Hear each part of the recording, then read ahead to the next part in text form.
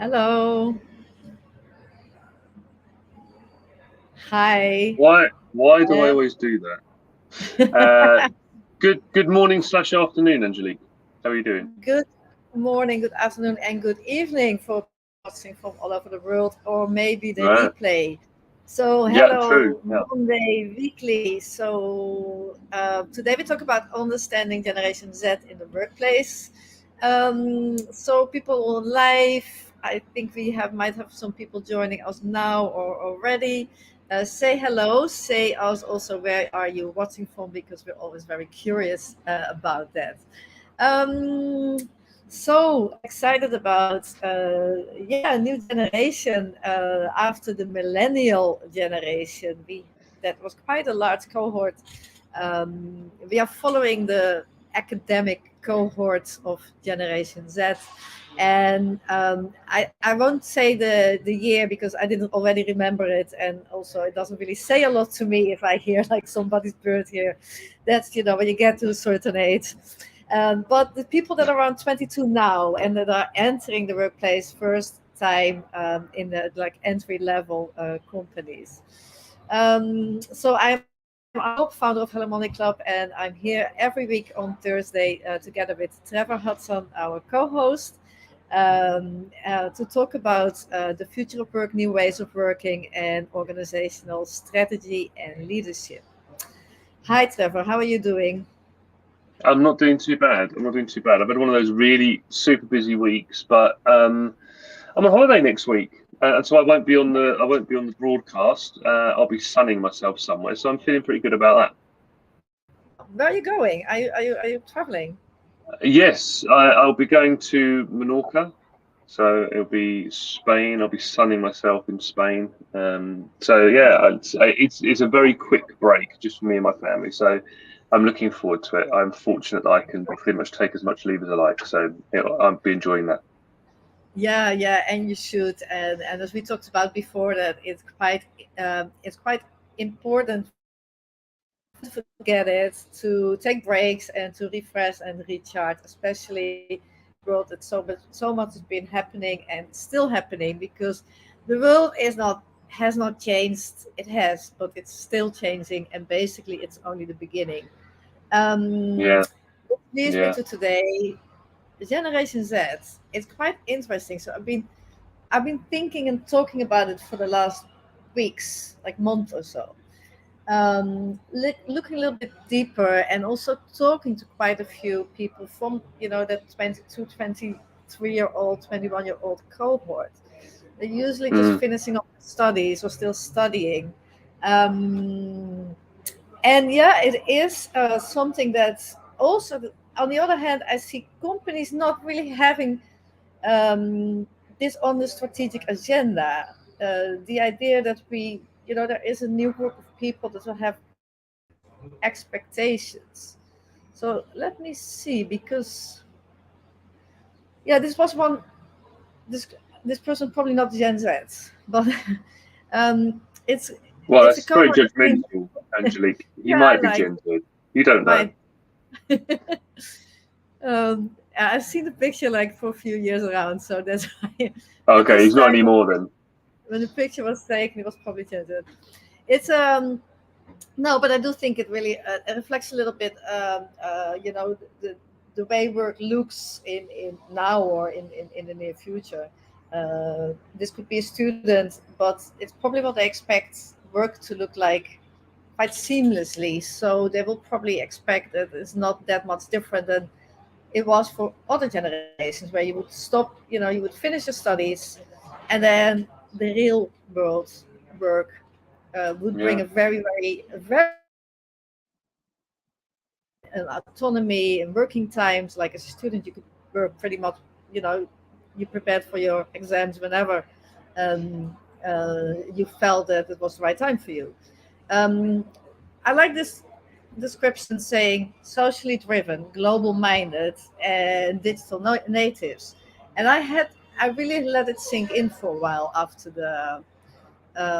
I did a larger workshop actually around this topic for a leadership team.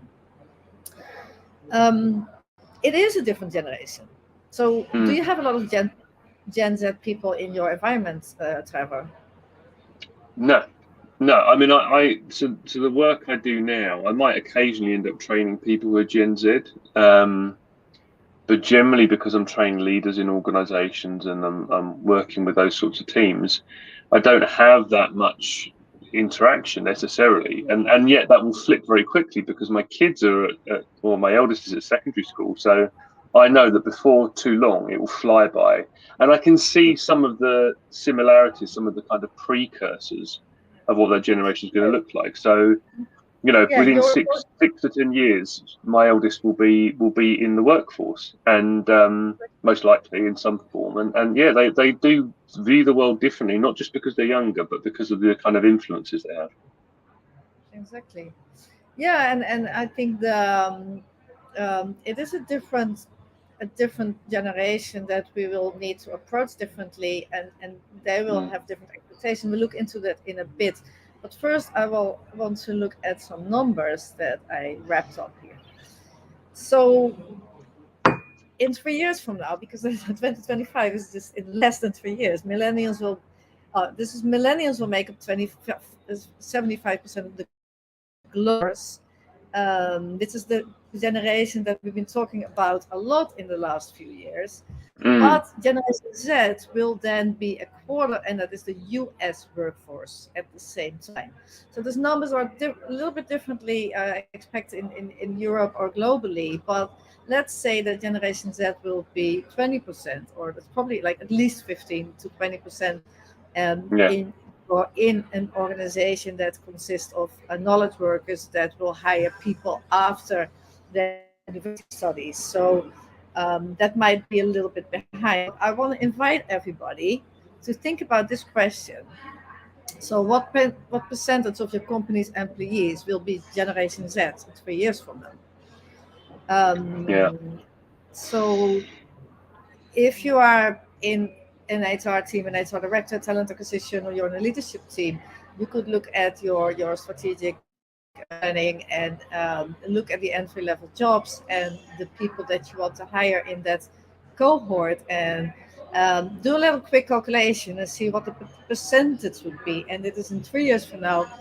Also do it for 5 years from now. So to get a little bit of idea, because if these are the numbers, especially companies that wants to hire a lot of young talents, like startups might be 80% of Gen Z already, having a large effect on the way that they work, that they perceive the world, but also on policies and compensation and benefits and diversity and inclusion. Those numbers are quite. Yeah. I think it's a lot. Yeah. I mean, I think that, it's interesting because millennials, until very recently, and I have a problem with like the generational theory language anyway, but until very recently, millennials were the butt of the joke, right? They were millennials are going out drinking avocado lattes and, can't buy a house and stuff like that. Millennials are going to be the majority of the workforce soon. And so there's going to be very few people who can point at other people and go, you're a millennial. And I think one thing I would encourage, particularly when we start to think about Gen Z, is yes, there are differences, but equally they're going to be a large percentage of the workforce. We should try and remember what it was like. I'm the oldest a millennial can possibly be, really. We should remember what it's like to have been the butt of the joke and start to realise that actually they're just young people. So they've got all of the exuberance of youth and the things that come with being young and having less commitments. And then a few tweaks around the edges that are driven by the society they've grown up in. So they're more like us than they are different, but those differences might be important. And if we forget that, if we are cursed to forget, as often people are described as, then I think we'll end up kind of treating them these weird alien species and then never really connecting with them and understanding what drives them, which would be a real shame when they're a quarter of the workforce. It'd be crazy to do that. Yeah, yeah. Please put in the chat in the comments like what you think the percentage of your company would be like. So to be honest, so before I did this, we have all been in the pandemic and then talked about hybrid working and how you build culture, how are you leading a hybrid workforce. It's been very, very on top of mind for the people in organizations. We know that because this is exactly what we've been talking about with our members and our clients. Yeah. Um, then I did this leadership workshop where we looked at different developments and this was like the generation Z entering. So this is a forward-thinking leadership team that wants to be prepared in the world for what it looks like in 3 years from now and 5 years from now, and they're looking to Mm, build solid HR strategies and new employee experiences. About this topic, and I didn't because of the whole narrative and the topics that we've been addressing also with our clients, I didn't yeah. have that 25% of the US workforce will be that generation. I didn't think about it. Only when we start really working through that topic Yeah. with that leadership team, we actually came across that, okay, that means that we have a relatively short amount of time to be prepared. And what we talked about, actually what I brought in, what I find the even better interesting question is to say that this cohort up to 25% has never worked in the old normal. So it means that entry-level jobs that you're onboarding right now, in the phase that you're in a kind of transformation towards a hybrid workplace or more flexible or more Hmm. distributed, you will be onboarding a generation that has never worked from 9 to 5 in offices, that has Yeah. been working and studying online for the last 2 years, digitally native. They're so used to having apps and tools, and it's a generation that uses an app for everything. And Yeah. you said something right, like you wrote something in one of your articles lately. So if you have, they're so used to intuitive so a spreadsheet program that you might have would really feel like a step, like they probably don't know even how to work with something that doesn't meet their digital native way of thinking and working. Yeah. So it's a very interesting topic, and as said, there are not many companies that are really looking into that and prepared, because we know these are the people we want to hire in 3 years from now, and we want to be a top employer for them and attract them in this global also in a global labor market. So it's very, no, I would really recommend to companies to look into it, as and we hope this helps today. A Yeah. question, an example that I want to give, because I spoke to a 23-year-old from Sao Paulo this week. And she said, so I asked her about this, and she said, well, a lot of companies in Sao Paulo, they do like 3 days home office and 2 days in the office. So you have to understand, before then this pandemic, people needed to go 5 days to the office in Sao Paulo, and the Yeah. traffic is hell. The commuting time could take up to 2 hours one way, because it's really Wow. packed so. And now people be working from home, and she said she was referring to her friends, her age group, and she said, yeah, and they don't like it because those 2 days they're stuck in traffic and they have to go to an office, and they're forced to be in that office. And I was like, yeah, and that is already probably for that older generation. It's like, wow, I can work 3 days from home, so I only have to do this commute 2 days. But this is generation that is like, do I have to commute 2 days to the office? Because they come Yeah. from a very different point of view. And it's just those things to think about. If you offer more flexibility and make it worthwhile for people to come to the office, you would be able to attract, you know, a different group of people from that cohort. Yeah. I just think we need to try and get inside the head of Gen Z people. They're not just a statistic, and they're not just, words like digital native. I mean, if you think about that, so we know that in a lot of organisations, ones that have been going on for a long time, maybe the old guard, but not just the old guard, they're resistant to things like Zoom meetings and stuff like that, particularly if they tend to run an organisation that was all based in the same country, based in the same location. You get Gen Z coming in, they've got qualifications by working online. They have done these things. And it's not to say that they'll suddenly go throw their tools down and go, well, I'm never coming into it. They won't do that, but they'll look at the behavior of people who are saying things like, you've got to come into the office for that kind of meeting. And they'll just look at them like, why? What's the point? Like, are you clearly articulating that? Because they're not going to get it. And that's not to say they're right or wrong, but I think getting into their mindset and trying to see the world that the way that they see it will genuinely bring you different information, a different way of looking at things, and make you question and challenge a lot of the assumptions you've made, because there are some drastic differences in the world they've grown up in and gone to school in, and they're just going to look at us and think, why are you carrying on doing that? And it's that terrible thing of, well, because that's how it's always been done, or whatever it might be. So I think this is true of every generation, but probably Gen Z more than anyone. Just try and get in their heads and get their feedback and see how they view the world. And this is where kind of cross generational conversations are so useful. Yeah. I want to look like in the last minutes of this live, we go a little bit deeper into the way you can actually prepare, and do that and get more information from that. Before that, I want to get some dig into some academic about this cohort.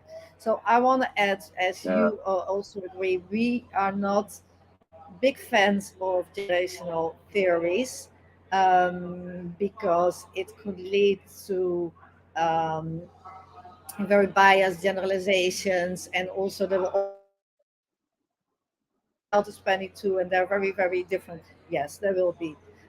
This is, of course, this. I want to put this in the context.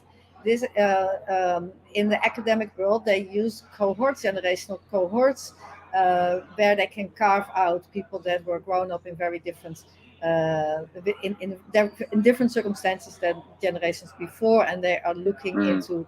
They use that context that people being brought up in to see how they react and how they respond and how that shape them.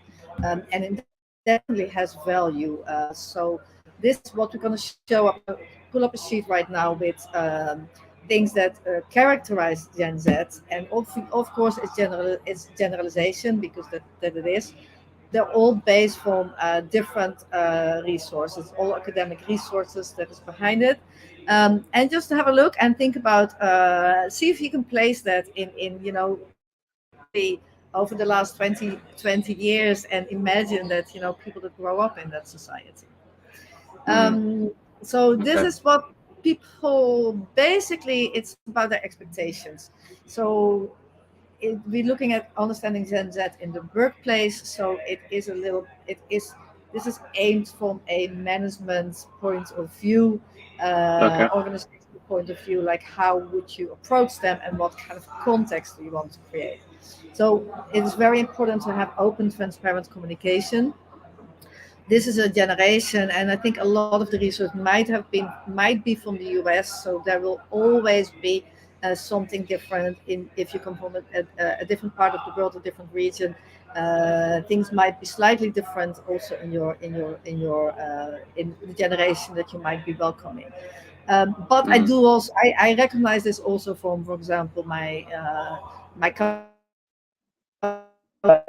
would definitely fit into this in this open and transparent communication, and has to do also with trust that they have in their authorities.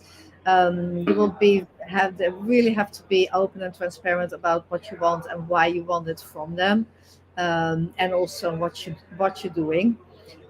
Interestingly enough, digitally natives that want a lot of face-to-face contact, which is interesting for the millennial generation, that will be their managers in for a large part, because millennials have a preference for written communication like text and email.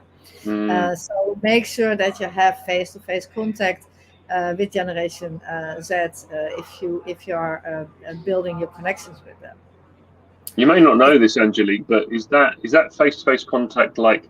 Would this count because it's not written communication, or do they actually want in-person contact? What's the? Because we're saying they're comfortable with this kind of face-to-face contact, but do they actually want in person? Do they want to have a conversation with a real human being?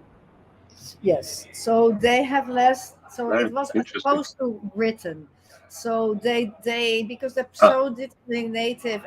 So this is kind of me interpreting, this digital natives in the sense that they move seamlessly from virtual to real life, but they probably because right, the digital world has been so much part of their upbringing that they have a need to feel that interhuman connection when communicating. makes sense. Yeah, yeah, And makes sense. yeah, I recognize it, but it's kind of hard to explain, and also I don't have like an academic paragraph to support it. That's fine. Yeah. But it's just good to keep in mind. And with face to face, I don't probably necessarily mean because I don't think that should be the case that we need to come into the office to have like physically face to face meeting. But I think Mm. having video in place when it comes to connection and building contact um, in a way that is like productive. So Yeah, yeah. it's when it goes to the growth, mental health, more on that level. Then it's a little bit deeper. Mm. Um, that's at least how I would shape Mm. uh, that point. It's a generation that is very much about social and global responsibility. And again, the daughters of my they are on the streets and they are activists, and they come up for global movements.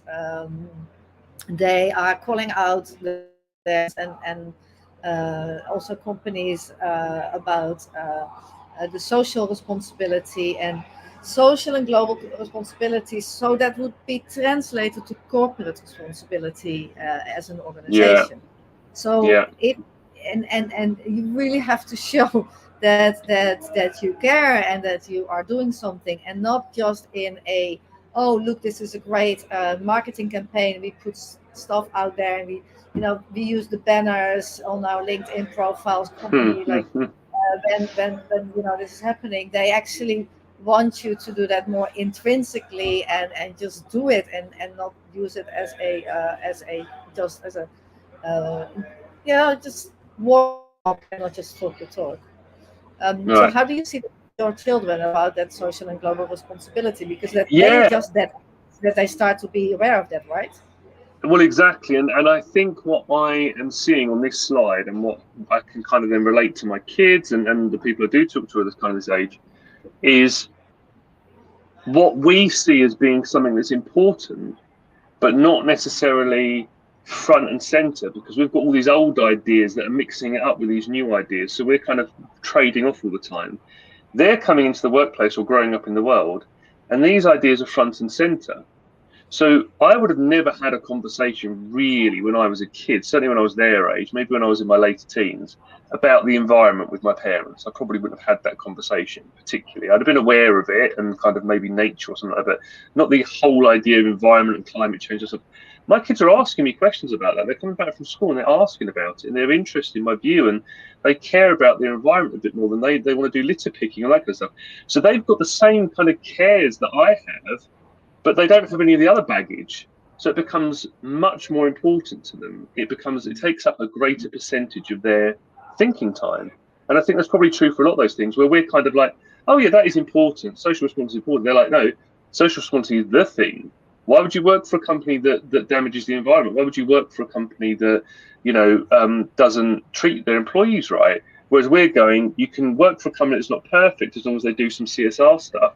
I don't think my kids are going to want to work for a company whose purpose isn't ethical, rather than they do ethical stuff on the side. I can see that. The way you're describing it, I can really see it.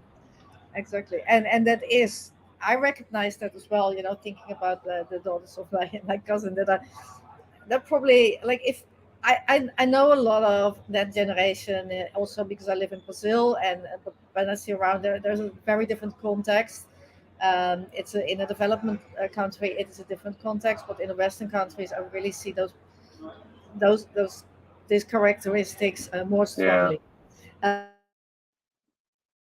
Exactly what you say. So it is, if you are saying that you have the values as a company, you will be held accountable, and you will be held accountable as a manager as well, and as a director. So there is like no mercy. They will definitely step up and yeah, say, okay, I don't agree with this, and why would we actually? There's no way that we can accept that. And you see that in your children that are not entering the workplace yet, but are definitely part of that cohort.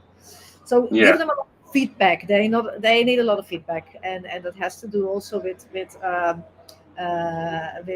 the way that their parents are parenting them. So they're also used to that, having that continuously feedback and growing.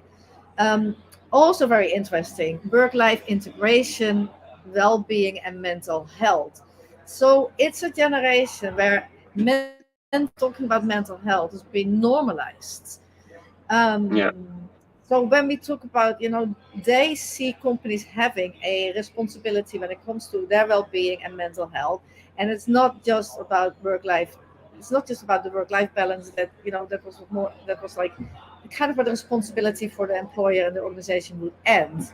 I don't want to, don't want to work the weekends and don't want to work late because I want to be spending time with my family. It goes way further than that, and it fits mm, all really fits what we've been talking about when it comes to a more remote and distributed companies. That well-being and mental health has become more important on the agenda. The responsibility has grown into companies, while at the same time also with employers.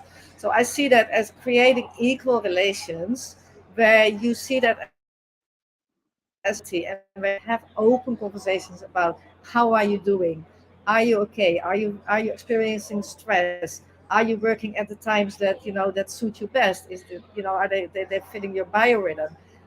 You're just having yeah, that continuous, what do you need from me? And you said something in our LinkedIn last week's LinkedIn live, that one of your direct reports came to you and said, I want you to be aware that I've been experiencing some stress and I'm dealing with that, but I just want you to be aware. And that's exactly what I recommend to create in your teams and in your organization for this generation. Diversity yeah, and inclusion. So this is the most diverse generation we have seen, like obviously within organization, within societies, and it's just been such a topic high on the agenda. It falls into that social and global responsibility and acting on values. You will Diversity and inclusion is also not something you can put on your agenda for PR, but it should be very, very intentional, and really call out for leaders to take a step back and really do the mindset work around this and self-assess and be aware of where diversity and inclusion really could improve in organizations. Technology, as already said, that make sure there are good tools and make sure they are the right tools that people can work efficiently and effectively. Of course, that goes for all employees. It's what you want. But at the same time, I do not see companies adapting really truly to even for like the generation that already is in the workforce. But you will be called out on technology. So have a workplace solutions strategy in place, and make sure you get input from this generation in what they want. The last Yeah. one, the last slide from this one, because I want to have a little bit deeper in, what can we do in management styles. Financial security and career development are more important. So where the millennial generation was more like, okay, it's all about experience and traveling and freedom. This is a generation that is looking for financial security. So looking Interesting. to, yeah, that's quite interesting. And Mm. I just want to put a little bit on the back burner for maybe have a little go in more in depth in a different LinkedIn live, maybe even. Mm. Yeah. So yes, that's it. I'm just gonna take this one away for now. Yes.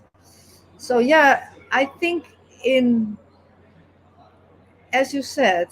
So I talked to a few, quite a few Gen Z lately from mostly from also from Brazil, but also from Europe. Um, Interesting how keenly they are to understand where companies should be, even if they hardly have any work experience, but they do reflect on companies from the outside, probably from what they heard from parents and people that already like maybe 10 years older than them. And Yeah. they do reflect and say, yeah, but companies do not understand this. And I know my friends that are working in companies, they don't like this. So they have a really keen understanding of where companies could improve. So I think that's gold. It's just like Yeah. really something, as you say, get in their head and listen to them. Yeah. Yeah. You're right. I mean, the transparency thing, not only do they expect it when they come to work for an organization, but they expect it in how they can understand an organization because they've got a voice that my generation never really had. Certainly when I was their age, they can tweet the CEO of most companies, and they can do their own research on any company. And we've got sites like Glassdoor, and there's one specifically for grad schemes as well, the Milk Round, I think it's called in the UK, which is now in Europe as well. So you can find out so much about organisations. There's nowhere to hide. And you said earlier on about like they will hold you to account on your record of ethics and values and things like that because they can, and Mm-hmm. that's a tool that is readily available. Whereas it took a while, I think, for my generation to realize how much information was at our fingertips and the degree to which we could hold our employers to account and companies that we have dealings with to account. So that's going to be a big shift, I think, and this sort of all young people are quite activist by nature, but I guess this generation have got much more powerful tools at their fingertips to be able to enact that kind of activist nature. And so, organizations really need to understand this, both as people who deal with customers, these are your customers and they're a growing, powerful economic force. And as employees, they're gonna want to see that you're doing the right thing and engaging with the public in a very, very different way. And that's an organizational change. You talked about managerial changes. I guess we'll talk about in a moment, but that's an organizational change. That's quite a scary one. Mm-hmm. Exactly. And it's I was thinking about that as well. So like where we would be in like before you would ask in a job interview, like, can you tell me more about the culture? And you could say anything you want, and often it was not correct because maybe the hiring manager didn't have the ability to self-reflect or not the experience in other companies, which I always saw. Like, it's very hard to Yeah, describe your own culture if you're not familiar with other cultures. And now you wouldn't even want to say that because they were like, yeah, I read all on Glassdoor, and I looked at yeah, your website and the videos, and I know the culture. yeah, That's why I'm here. So you would actually need to have a different conversation around why people should be working for you. And there is another example that was actually in one of the researches. So one of the researchers interviewed psychologically graduates, like a Mm. 22, 23-year-old person that was just entering labor market, and so she had an app, because obviously technology and apps, and with that app she could see what kind of courses the companies organizations support.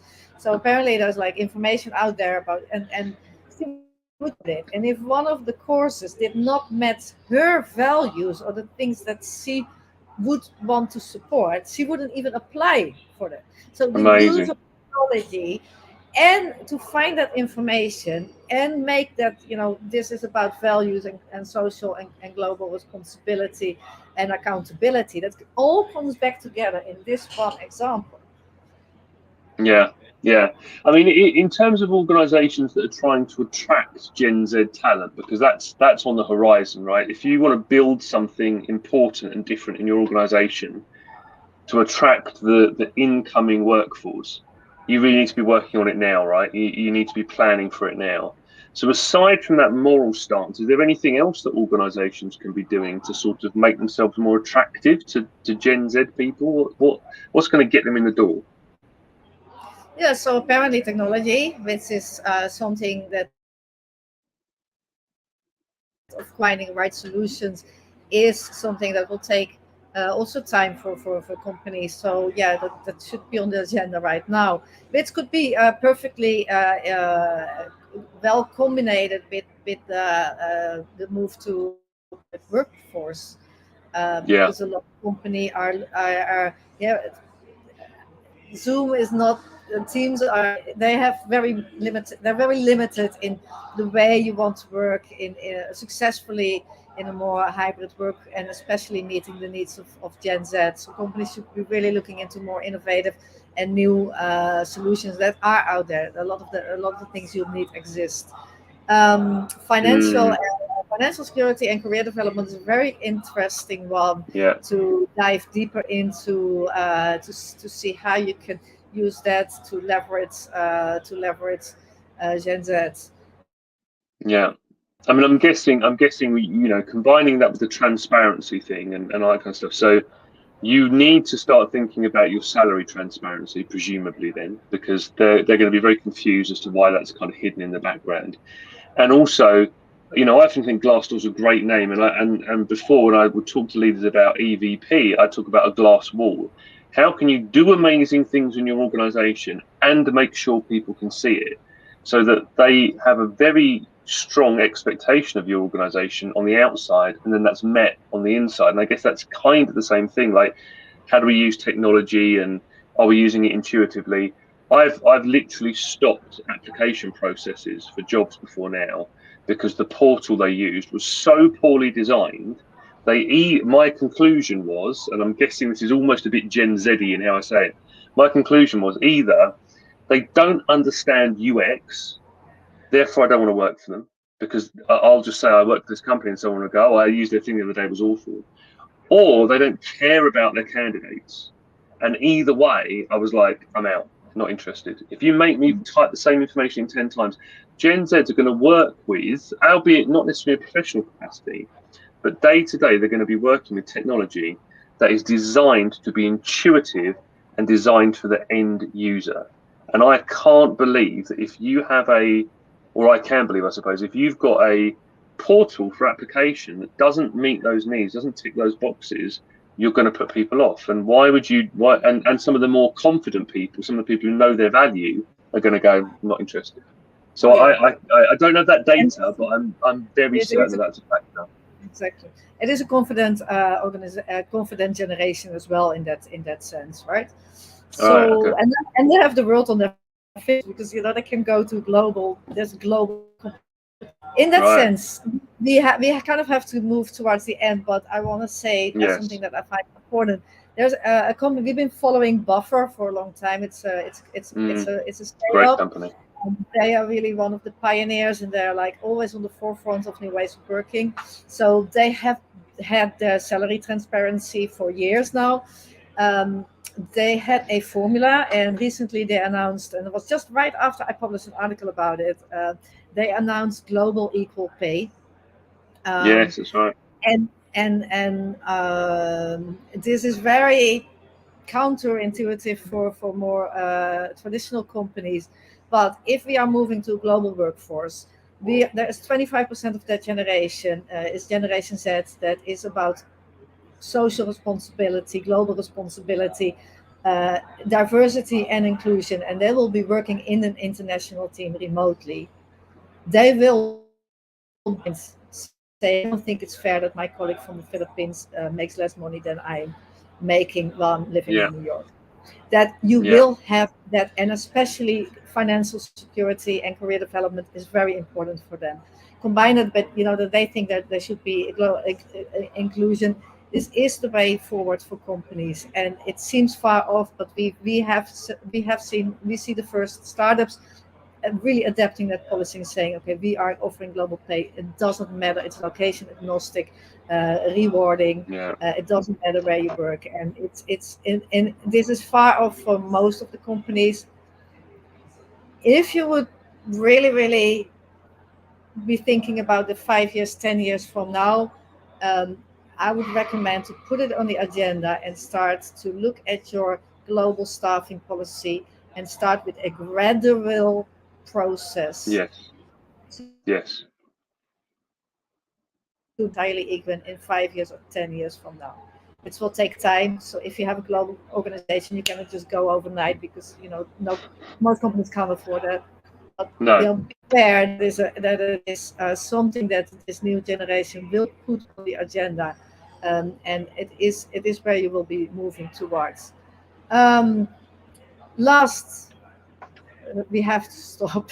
I think it's quite interesting, we and have I to want to stop. get some generations that here on the show as well. So Oh, please, definitely, yeah, definitely, we're going to be doing interviewing them a little bit and just seeing, do the work for you to get in their head and to listen to them. But yeah. this is the That'd be good. question I want to reflect. Please reflect, people. Um, knowing all this, what generation or generations should be leading workplace transformation?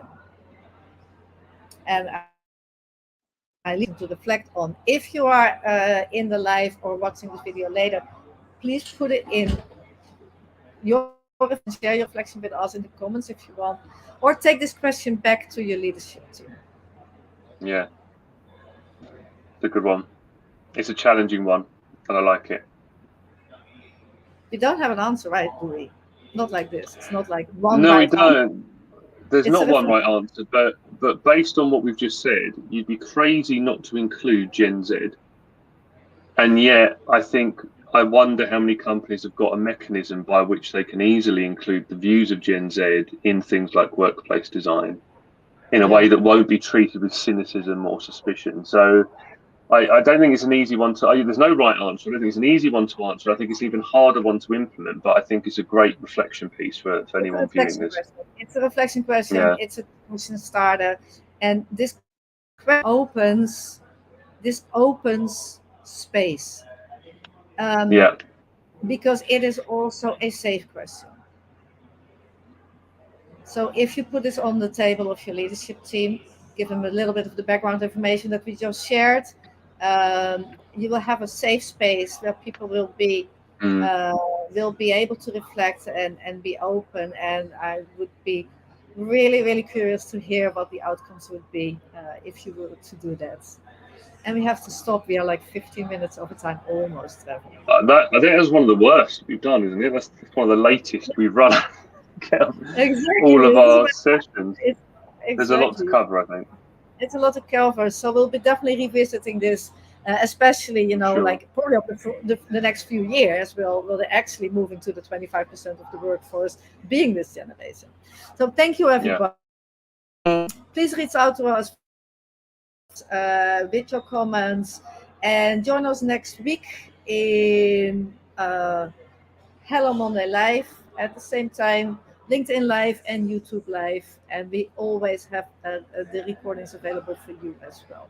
So please revisit our page and sign up for the newsletter on the website if you want to get the recordings and the invites in your email box. Yeah. Thanks, everyone. See you next time. I won't see you next week, but I'll see you in the next one that I'm Have on. a good holiday. Really, Thank you really very much. enjoy. I will. You see you back in 3 weeks. And I think it's just going to be you and a very, very interesting guest. Aha, yes, yes. But they can wait and see about that. You can tell them more Right. next week. Okay. Take care, Bye-bye. everyone. Bye bye.